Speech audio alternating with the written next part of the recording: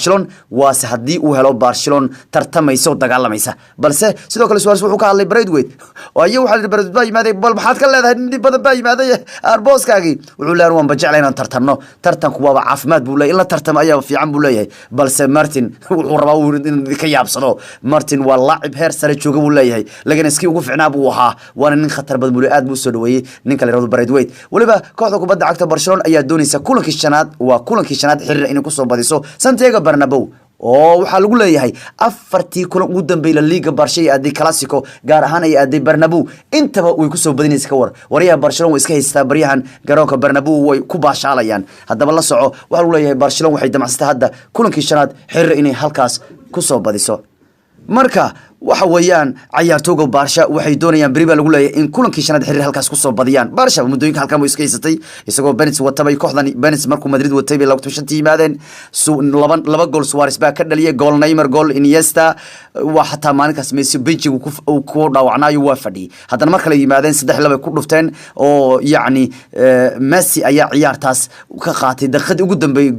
goolka guusha keenay haddana markale halkan yimaadeen sanadkii la soo dhaafay iyagoo dalreegi 3 ku badiyay lugtii labaad haddana yacni way halkan bay yimaadeen sanadkii la soo dhaaf markale bay yimaadeenoo Messi Suarez Vidal baa ka dhali waa kulankii saddexaad xiriir ka badinayeen Carvajal baan Roselsi haddana kulankii afraad bay yimaadeen sanadkii la soo dhaafay iyagoo dalreegi ku badiyay 3-1 ay haddana liiga ku badiyeen gool Rakitic u dhaliyay Barcelona waxay doonaysaa kulankii shanaad xiriir in bari ay ku garaacdo kooxda kubadda cagta Real Madrid garoonkeeda war ma hadda 4 kulan xiriir baa ku garaacay gurigiina wariyaha garoonka Bernabéu aan ka badan la magaciisa kaamno aan u bixino hadda koorba waxa la leeyahay Barcelona Real Madrid waa lagu maadsaday waxa la leeyahay Barcelona waa kooxda kaliya ee laba garoon iska leh war waa intay garoonka leedahay kaamno iyo Bernabéu waa lagu baashaalay Madrid sanad dhawaad marka guriga lagu garaacay ku wayaa waxay yiraahdeen horta Barcelona ma ayada Bernabéu iska leh ilaan waa ninka Barcelona afartii kulan ugu dambeeyay liigu halkaas way ku soo badiyaan bari kulanka shanaad xiriir bay u socdaan in liiga ay halka ku soo badiyaan waxa soo maradha marka waxa uu leeyahay Barcelona waa kooxda kaliya laba garoon iska leh